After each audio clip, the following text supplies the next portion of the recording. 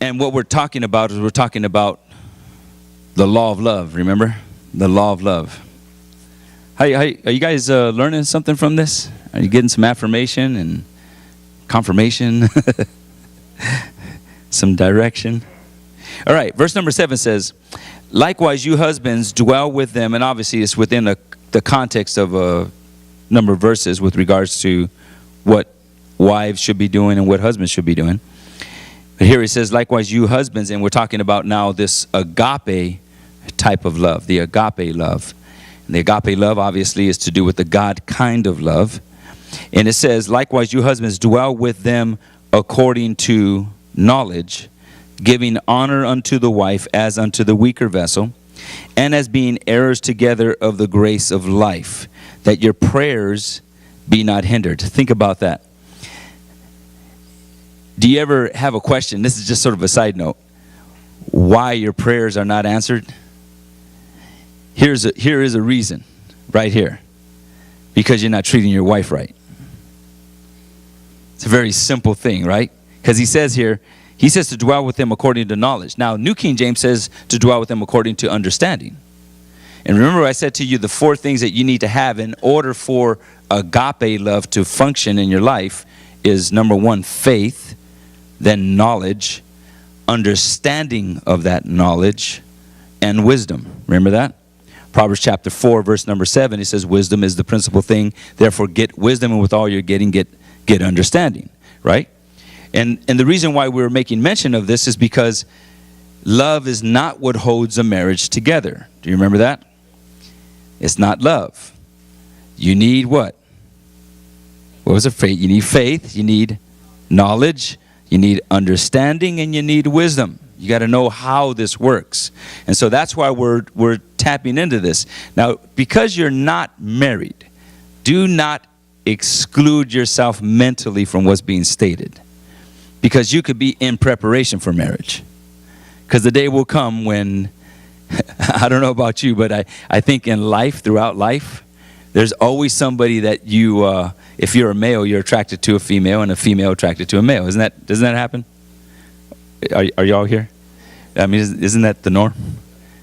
Are you ever attracted to men? Are you ever attracted to females? Have you ever been attracted to a female? I have. I'm married to one. Come on now. You know we're here on planet Earth, right? Okay, so you know that those transactions are going to take place. You know, as a young person, if you're still in elementary and going into high school or, what is it called? Middle school, high school? What is it? Middle school, junior school? Is it junior high? Middle school? Or whatever it's classified as. 7th, it used to be 7th and 8th grade, those years. Well, things change. Things happen. Your eyes are opened when they were always open beforehand. But now they're opened in a different sense. Where girls used to beat up on them, and now you're actually not wanting to, you want to make sure you be as nice as possible. Right? And you get into the high school years and on and on and on until one day you are in the place like me, in a successful marriage. You guys want to see a successful marriage? Here I am. Here we are, okay?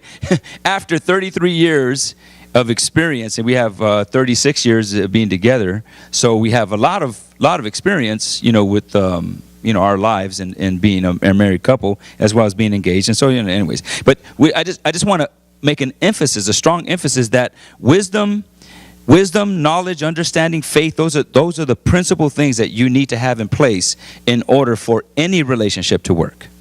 Any relationship. It doesn't matter, friendships, whatever it may be. You must have that in place, okay?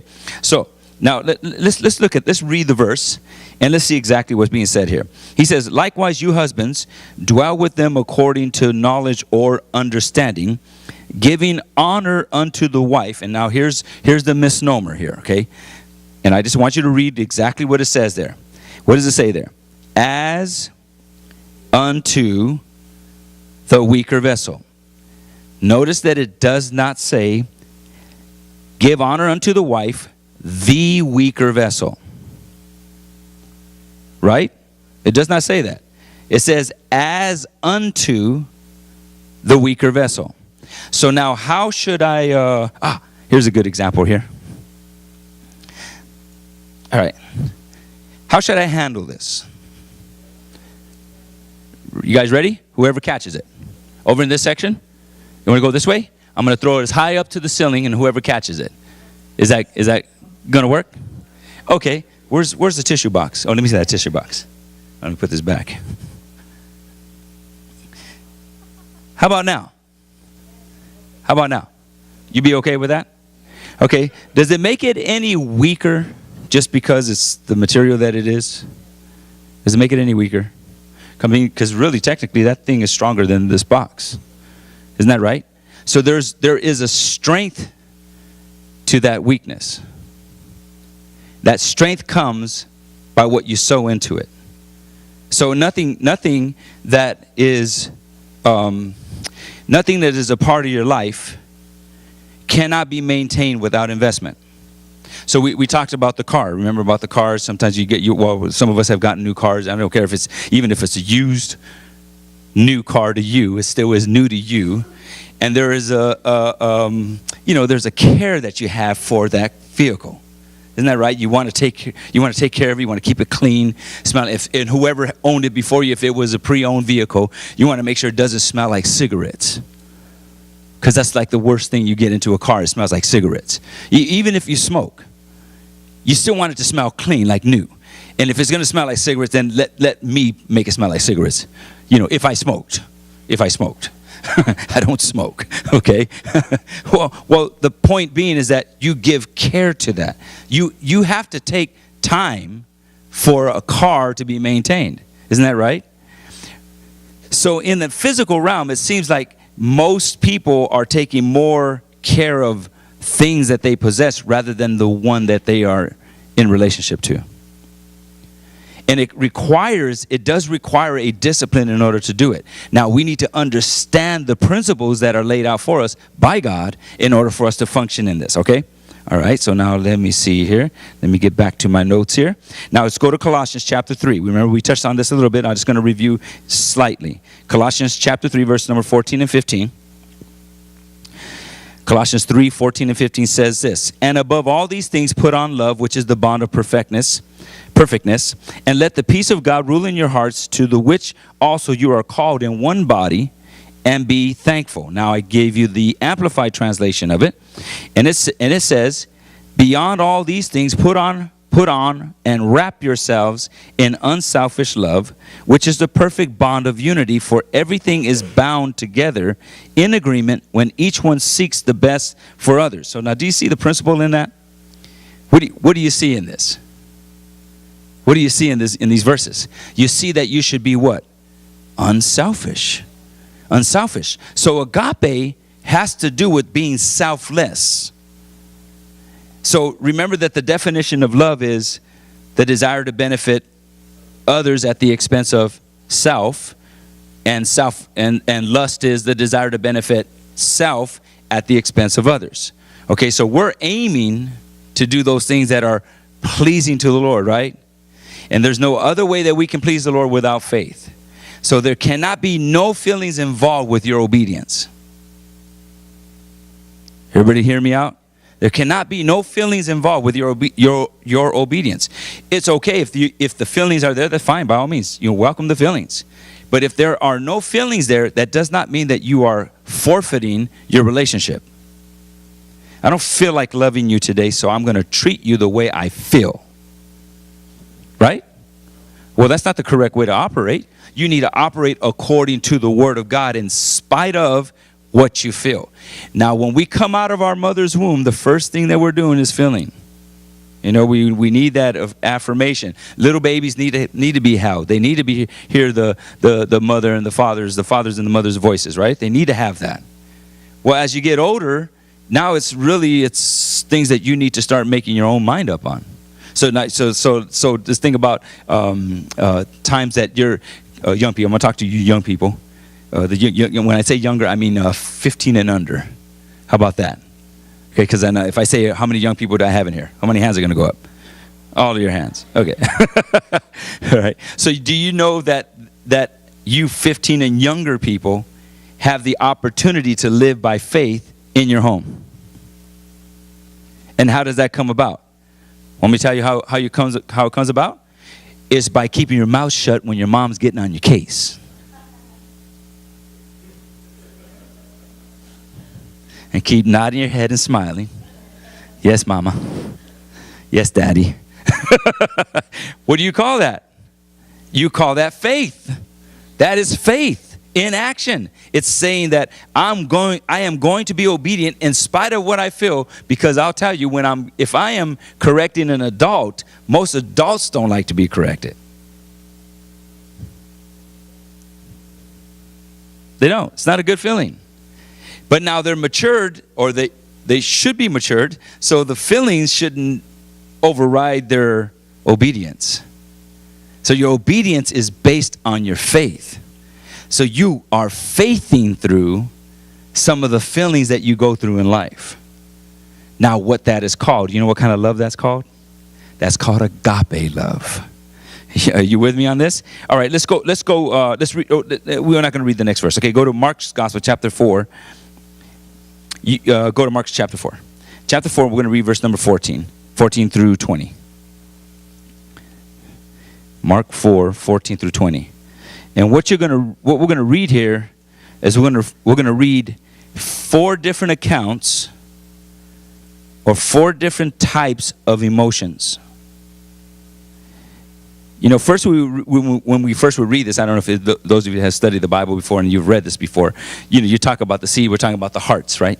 The different hearts in reference to the ground. So he says here, Jesus says, the sower soweth the word. And these are they by the wayside where the word is sown. But when they have heard, Satan cometh immediately and taketh the word that was sown where? In their hearts. And when we talk about the heart, everybody point to their heart. Point to their heart. Everybody point to your heart. Where's your heart at? Right here. When the Bible talks about the heart, what is he talking about? Talking about the soul of man. Okay, so remember, the core to every decision takes place in the heart. Right? Where's it at? In the mind, the soul of man. That's where all decision making takes place. So if you take, everybody say this: I am spirit, I have soul, and I live in a body. Say, I'm not a soul, and I'm not a body. Say, I have a mind. I have a body. I am not a body, and I'm not a mind. What am I? I'm a spirit being. I'm made just like God. So my spirit should be in control of my soul. I should be in charge of the way I think, the way I process things. I should be in charge of what I say, what I allow to come out of my mouth. Isn't that right? I should be in charge.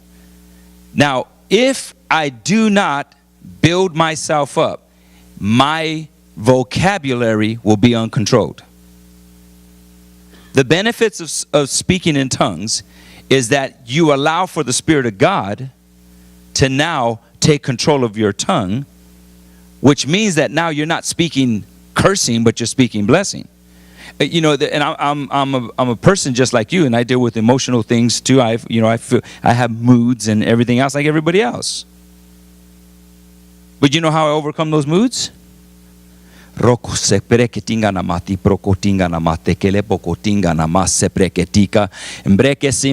go on for about an hour. And then when I'm in the midst of something and there's something going on, I'll pray in the Spirit because I want to be level-headed. So that way I make right decisions with what's going to come out of my mouth. Because if I don't pray in the Spirit, I'm going to be weak in how to control my emotions. So remember, I'm saying this. Look at this. How to control my emotions. What am I alluding to here? My mouth, my words, my emotions are coming out of my mouth. Do you understand? You know, we can express emotions by looks too. Right? Have you ever spoken to somebody and they didn't like what you said and you had this kind of look? Now, you didn't say a word, but your look said a whole lot. Isn't that right? So you still can say things without verbally stating something. So I'm covering the bases here. So that way, you don't have no excuses. So that means that I need to control my emotion. It's going to require some faith, some knowledge, some understanding, and some wisdom on how to live this out. Correct? Okay, so let's read on here. Verse number 16, he says, "And these are they likewise which are sown on stony ground, who when they have heard the word immediately receive it with gladness, and have no root in themselves, so endure but for a time. Afterward, when affliction or persecution arises for" what? See, the devil don't really care about you. Remember that. He does not care about you. He wants to mess with what is going to produce in you. And so he can get you to be an unbeliever. That's the worst place to be. You would think, okay, it's fornication, adultery, murder, theft, all those kind of things, right? You would think those are bad things. Do you know that unbelief is the worst thing that can ever happen to a person? It is the final stage of a defeatist mindset. It says that you can never do it. It says that you're a failure. It says you will not accomplish it. We get a perfect picture of that of the 12 spies that went to spy out the land. 10 came back with a negative report. 2 came back with a positive report. But who did they follow? The 10. They followed the 10 spies' report rather than what Joshua and Caleb were saying. We are well able to do this. We can overcome them. But the other 10 were consoling and going by emotions and going by fear, and not allowing for who they were to be manifested. So they saw themselves as what? Grasshoppers. And so they were in the enemy's sight. And that's how they got defeated. Took them 40 years before they actually overcame. Because of 10 people. Because of 10 people. In some cases, you don't even need 10 people. You can have one. You could be married to them.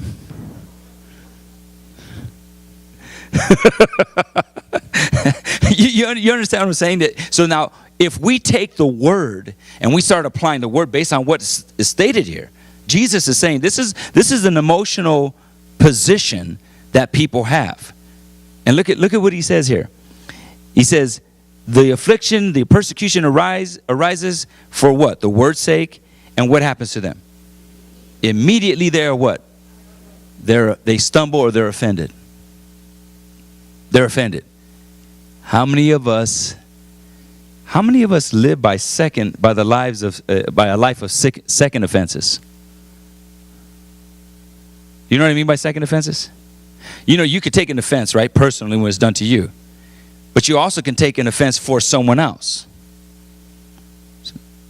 Right? And there are a lot of people who live that kind of lifestyle, and they carry it with them, and it was never their battle in the first place. And that's why I even say, sometimes, people want to defend me. You don't have to defend me. The Lord is my defender. I do not need you to defend me. And I know how to defend myself fairly well. I can. And this is the thing. People get offended for whatever reason. And you know what? I'm not losing any sleep about it. I go home and I play me some Battlefield. I get down on that video game and I just enjoy a good little game there. Killing people. Playing the game. Playing the game. You understand what I'm saying, right? I'm not literally killing anybody. It's a game. But my point is that I'm going to go to bed. Baby, how do I sleep? I sleep great. Have great sleeps. Other than, I won't even say it. I'll keep it between us. I'll keep you guys out of my bedroom.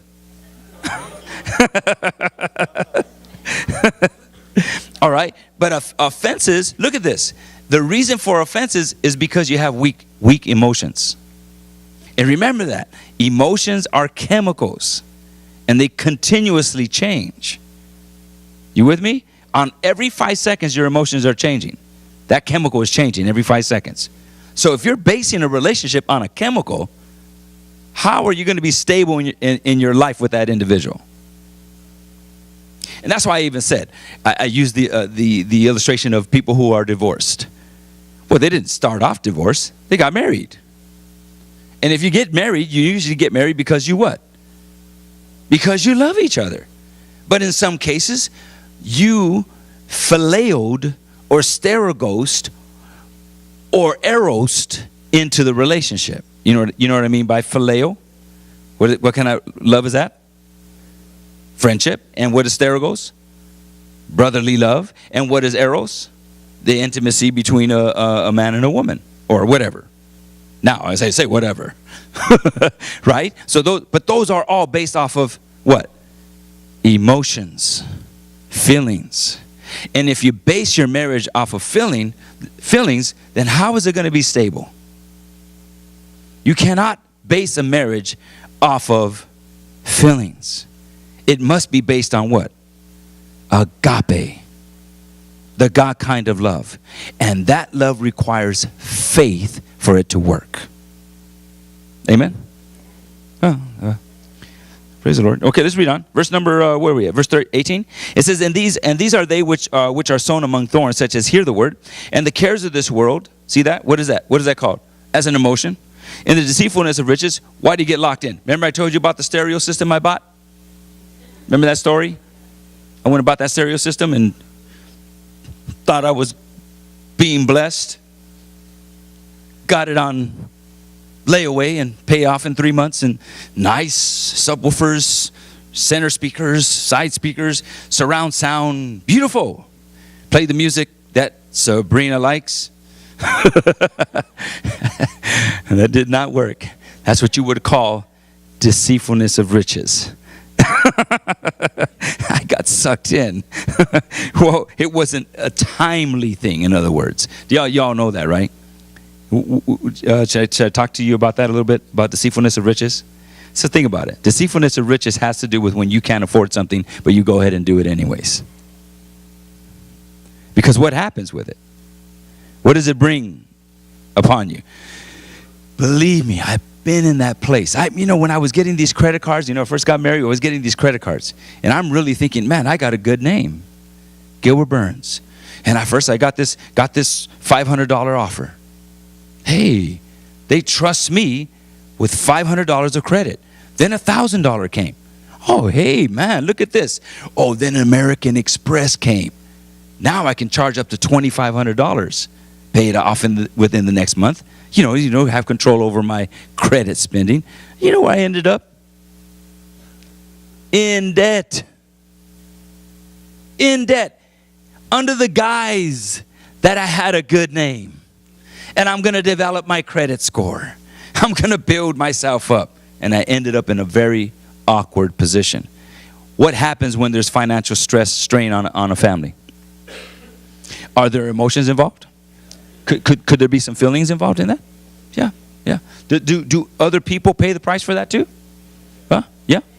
And so when you come into the house, and let's say you're a man that goes to and fro from work, and the stress is on the house, and you got family, you got a kid, you got to take care of children. It's not convenient for you to go to work, so you got to do what you can at the house, and you come home and you don't have enough to make ends meet.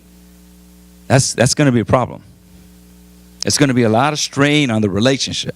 Isn't that right? Well, see, that's what you would classify, because is there a way that we can live free from debt? But debt is an enemy. The only thing that we owe to anybody is to what? Is to love them. We are obligated to love each other. Obligated. I'm obligated to love you whether I like you or not.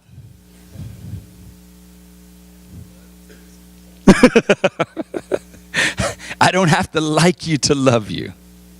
Okay, look at me and my wife have ways that we like our drawers, our dresser drawers, and she likes the way she likes the way she likes her drawers. Okay, and I like the way I like my drawers. If she comes in and messes with my drawers, it's going to bother me. I do not like it. I don't like it. And I go in there and I open. It's like, what? Why?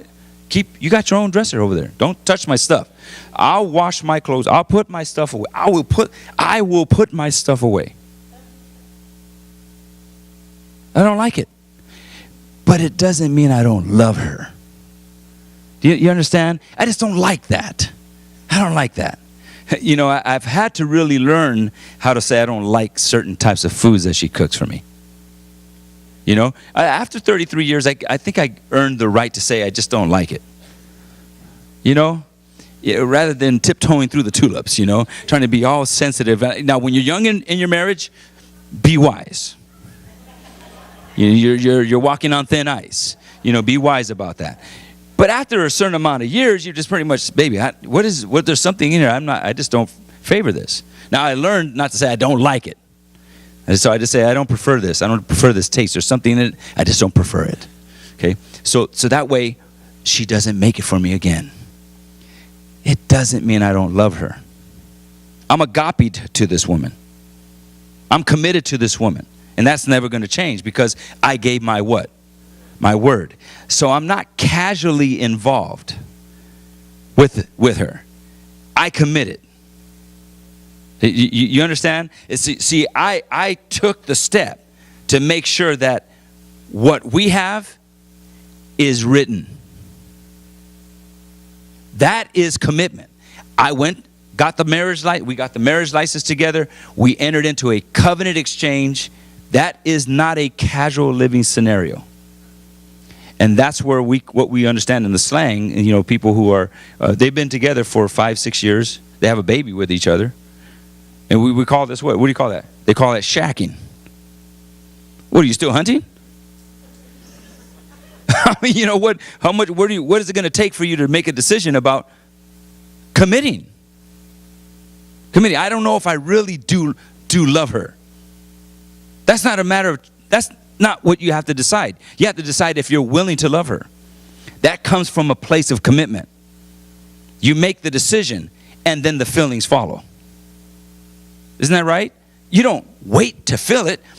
Like that stupid, ignorant statement. And yes, stupid. I love you, but I am not in love with you. You ever heard that before? That's dumb.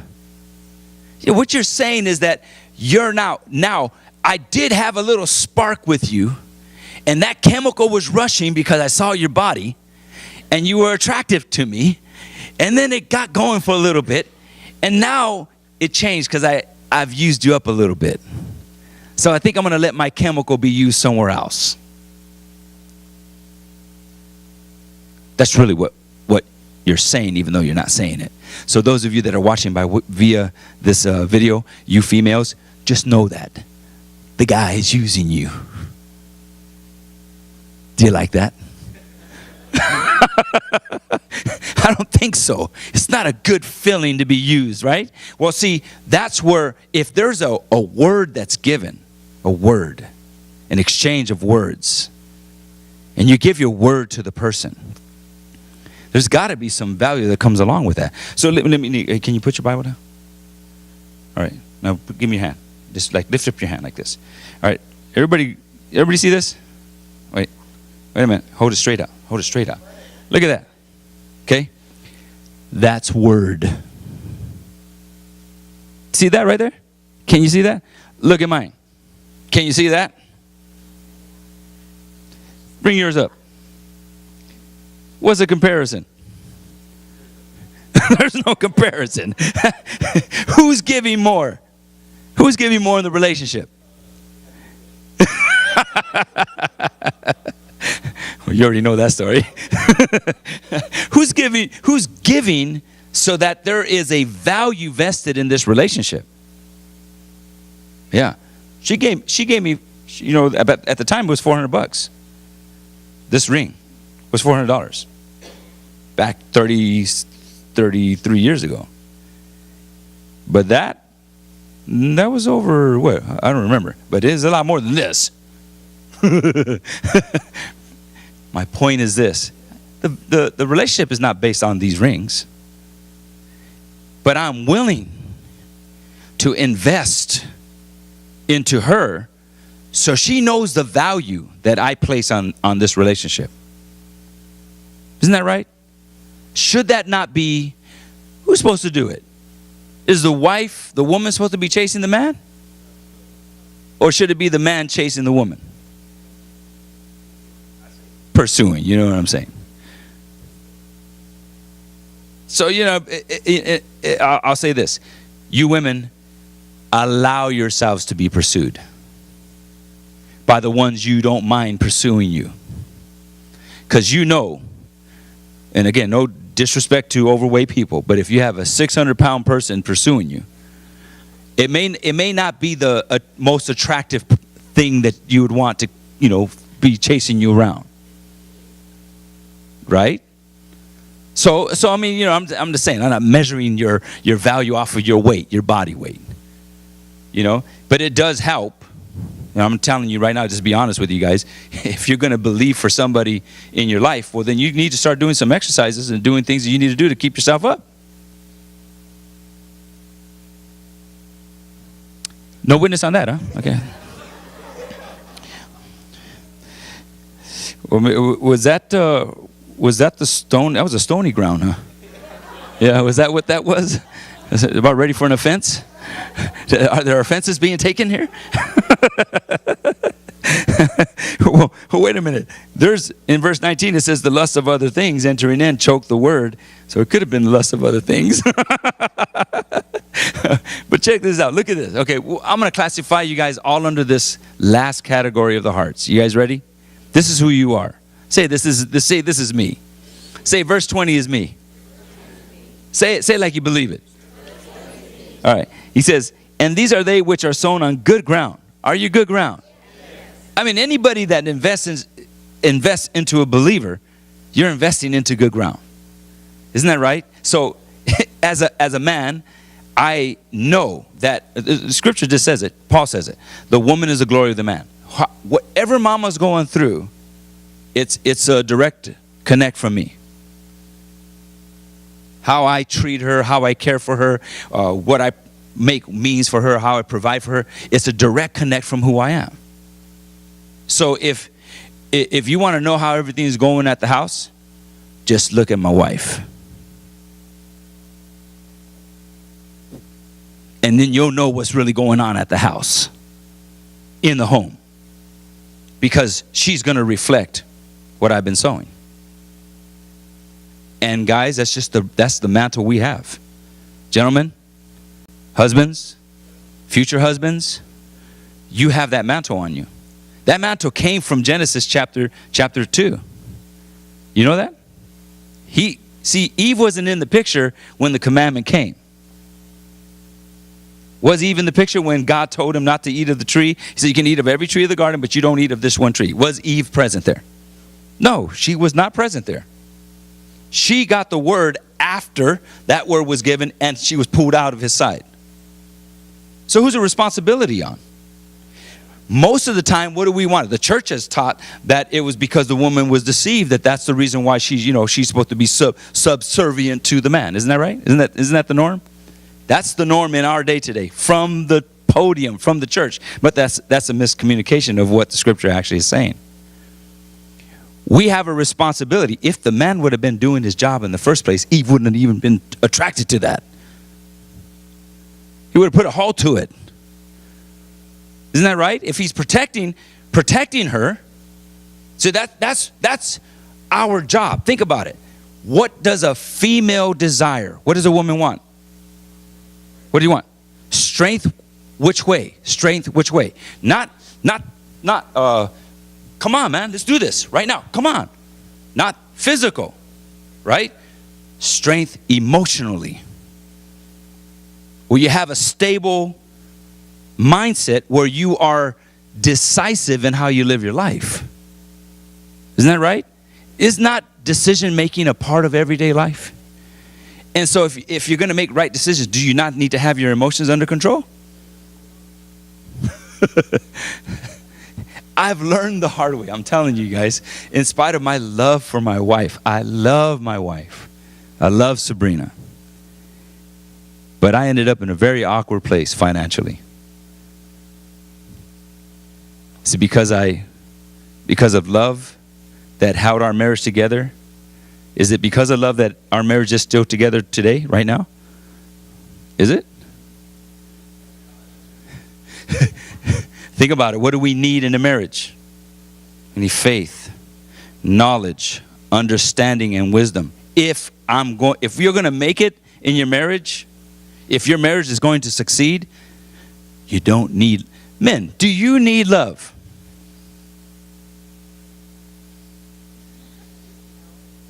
Do men need love? How do men translate what they need into love? Because what do we need as men? Men, what do men need? Respect. Men want respect. And if they're not getting respect, then you're saying to them that you don't love them. If you don't respect them. Because men, if I came into your house and I just walked into your house and just started making food out of your refrigerator, and just walked in there, just grabbed it and just started cooking it and made myself at home, would that say anything to you? Wouldn't that sort of bother you? How about some of you that have tools? If I just went in there and took some of your tools. I think you have too many tools. I need this tool. I'm going to go and take this.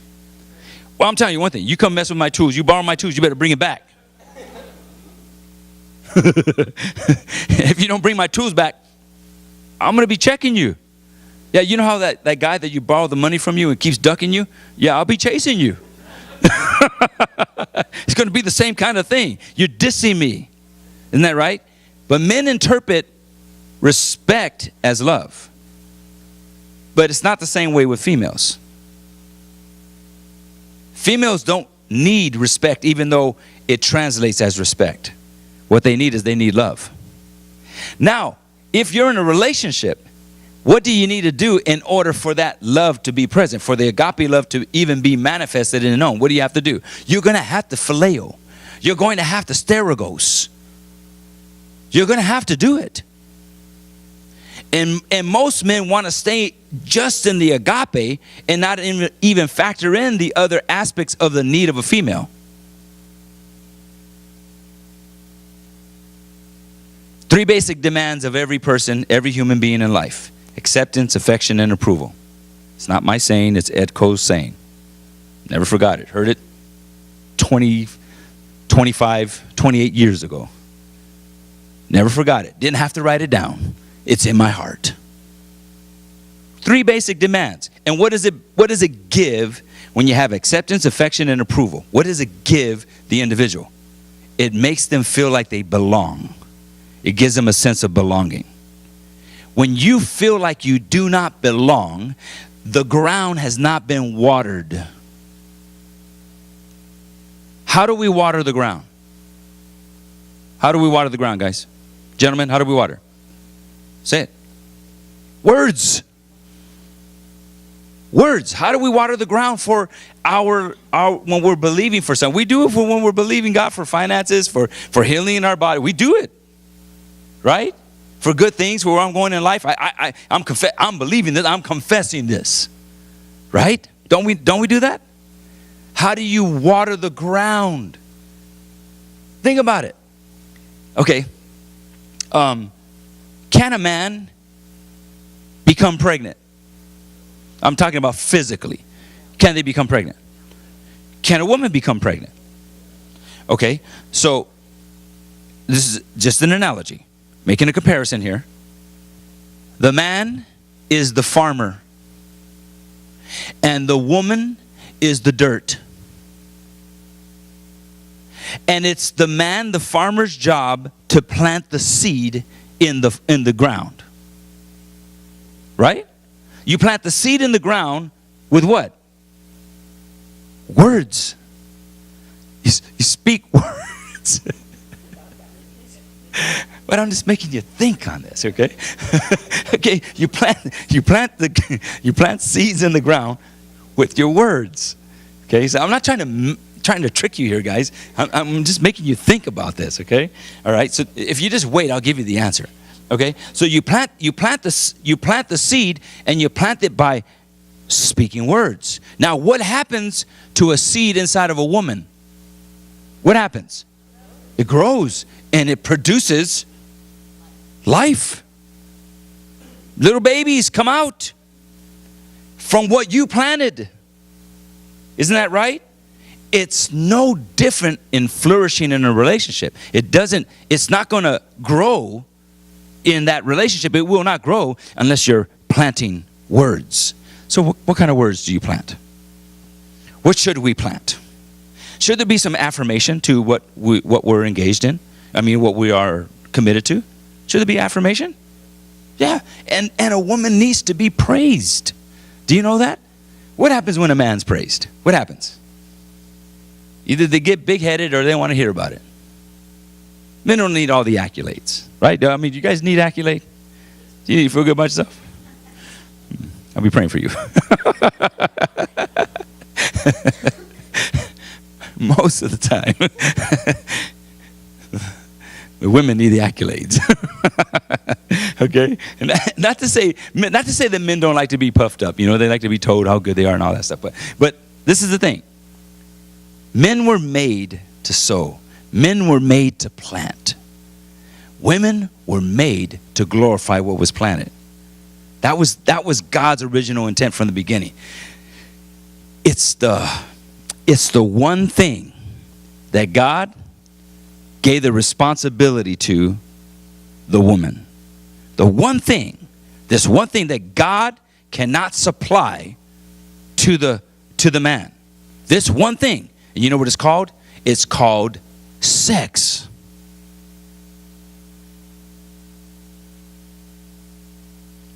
Wow.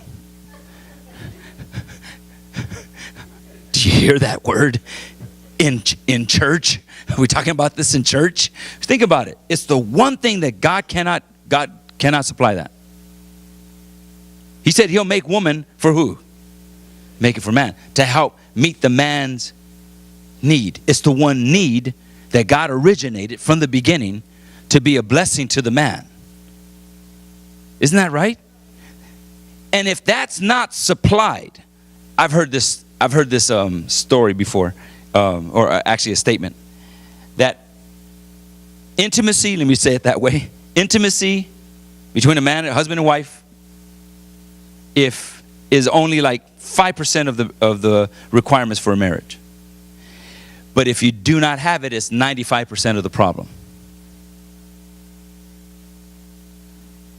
So it's something that you have to factor in, that when you come into this relationship, right now some of you are not married, or you're not in the position of having a man in your life, so you don't have this demand. But when you're married, what do? Paul says you care for the things of the world. Isn't that right? If you're not married, who are you caring for? The things of the Lord. Should be the things of the Lord, right? You care for the things of the Lord because that's going to keep you on the straight and narrow, so that you don't get caught up in something and emotionally engage into a relationship that could be the detriment of your life and drain you from all your finances through all the stuff you got to go through. Isn't it funny? It would be nice. I don't know if this could be done or not.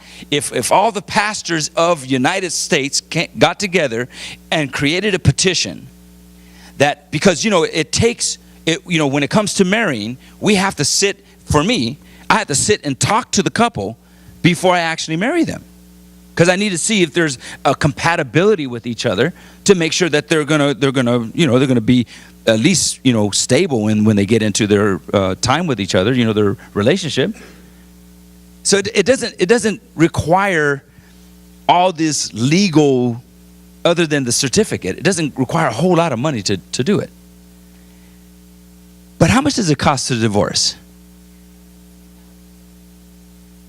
Wouldn't it be nice if the pastors had that position to counsel a married couple prior to their divorce, but they also have the say, like an attorney would to a judge, in regards to them divorcing? Because what's the pastor going to do? Oh yeah, let me make as much money as possible, right? Because that's what pastors are all about. They're about breaking families up. Isn't that what pastors are all about? No, they're gonna fight probably more more so than the couple that's already coming in and already have made their mind up that I'm tired of this guy. I'm tired of this woman. Constantly. Right? Wouldn't that be nice? I don't know. Maybe this will go viral. And then all the pastors get together and we write a petition up. And let's create a bill where now the pastors have the authority to do what the attorneys are making millions off of. And we're not making millions off it. I wouldn't be charging them millions. We'll be going through this every step of the way to find out, okay, what's going on with you individually? How are we going to fix this? Let's work on, is Jesus the Lord of your life? And are we going to work through this? Is the Holy Spirit a part of your life? Because if God is a part of your life, any marriage will work. Any relationship will work if God is a part of your life. But what happens is we want to forsake that because we already are settling in our minds that I just don't want this anymore. It's what you call the easy road, right? It's the easy way out, as it were. All right, let's get back to the good ground. He says, and these are they which are sown on good ground, such as hear the word and receive it and bring forth fruit, right? Some 30-fold, some 60, and some 100. Now notice that. Do you know that there are percentages of success on how you receive? What is it? 30%? 60%? And the ones who receive the 100% are the ones that are committed. So it doesn't mean that you're failing, but there's just measures of how much you're being able to receive because of where you are spiritually. So if you have a lack of foundation knowledge-wise, then you're gonna only be able to see a certain amount. How many of you have been in church for, let's say, let's start 50 years. About 60 years. 65, 70. 80. All right. How about 25 years? 20. 15. 10. 5. 1.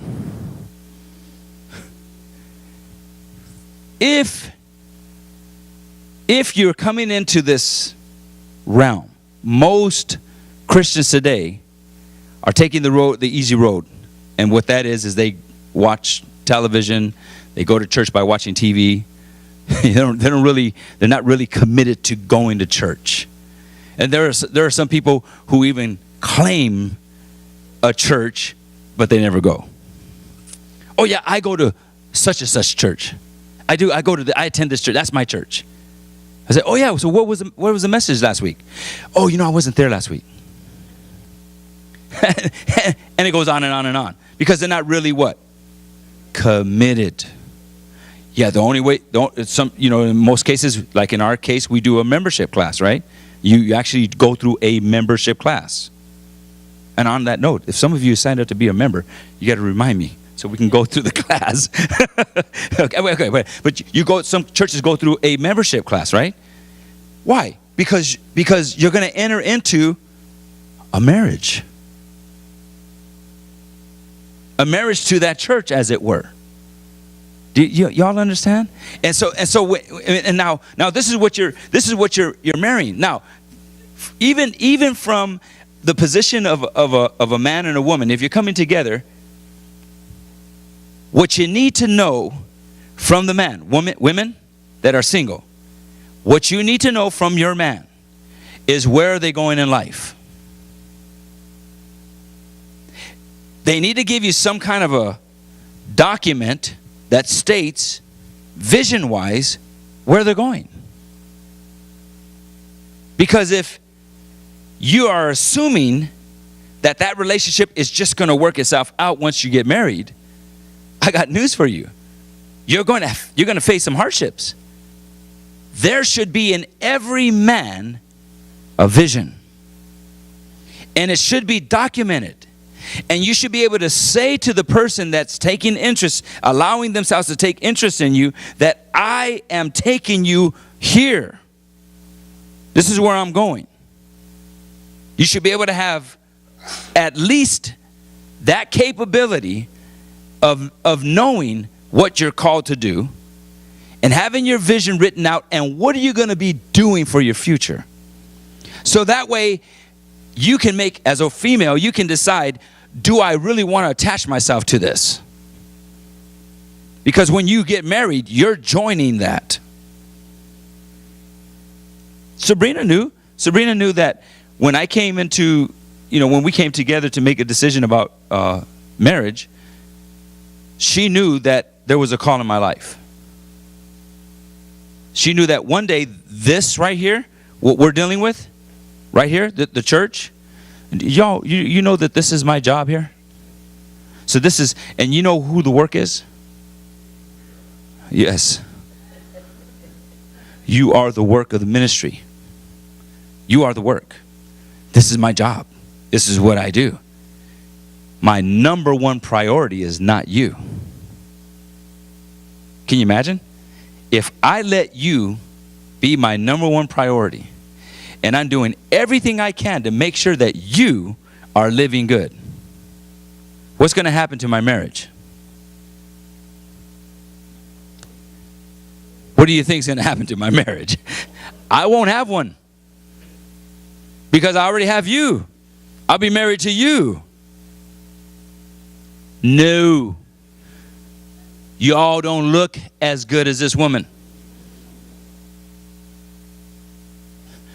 You cannot supply me my need like this woman. This lady can handle Gilbert Burns. The rest of you all, you couldn't handle me. Not now. I've matured. It's going to take a whole lot to break this horse. But you understand? I'm in this marriage. This right here is the priority, not my job. Because you're the job. You with me? This right here is what started in the garden. What started in the garden, guys? The job, the career, vision started in the garden? Is that what started there? What was the first thing that started? Man and woman. What do you call that? Husband and wife. So what started in the garden? First, before all that other stuff, God said what? He told the man to what? Be fruitful, multiply. He told man to be family. The first thing. How are you gonna be fruitful and multiply? Don't tell me. We have some families that are very fruitful and multiplying. We had that whole tribe with us today. Point being is that was the first thing that began that was the first command from God. Be fruitful, multiply. Talking about husband and wife. There was no church in the garden. Was there a church in the garden? What was the church? There was no church. It wasn't even the idea of church. It's family. Because of sin, church came into play. The whole reason for the church is because of sin. Don't answer this. But you all been sinning? Don't answer. You all been sinning? If you all been sinning, you need the church. Because the church is going to help you get clean from that sin. Y'all with me? Does it not keep a sense of accountability here? And that is the way it should be in life. I don't know about anybody else. Anybody that's pressing towards any career. Anybody got careers they're pressing towards? Do you have a mentor? Someone that you are looking to that's stronger than you, that's better than you, that is more intelligent than you, that has greater vocabulary than you do? Are you looking to someone that's better than you? Well, okay, so I got one person. See, and what I'm saying is that you don't have to literally like be be with them. Okay, so what do you do today? I mean, what do you wake up and do? No, you can be mentored from afar. My mentor is Apostle Price, Kenneth Copeland, Kenneth Hagin. He's not even here. He's in heaven. He's mentoring me. Miles Monroe. Those are my mentors. He's in heaven. I'm being mentored by these individuals. Why? Because they're better than me. They're more mature than me. They have more experience than I do. They've done things that I've never done before in my life. I want that. Y'all with me? So it's no different with you. If we're going to succeed in our relationships with one another, we're going to have to find a mentor. I don't know about you. Should you go to someone who's been divorced 5 times? I mean, to get some counsel, some wise counsel on what not to do. I guess you could learn what not to do. But after 10 times of divorcing, I think you may want to, check that motive. Check what's going on there. Do you really want to learn from somebody who's failed in their marriage? Or would you want to look at someone that succeeded in their marriage? How long have you been married? 56 years. Is that not a good thing? How long have you been married? 30 years. Is that not a good thing? How long were you married, Mrs. Cadena? Over here, Pauline. Yeah. You remember me? How many? 55 years. Is that not a good? How long were you married? 38 years. No, see, aren't those good numbers? How long? 24 years. Is that not good? So you younger people that are, considering marriage, you need to look at people who are successful in their marriage. Don't look at failures. Look at the good in what people, in what a marriage, what they do. What did they do to maintain the marriage? Y'all with me on this? All right. Well, I'm going to stop there. Praise the Lord.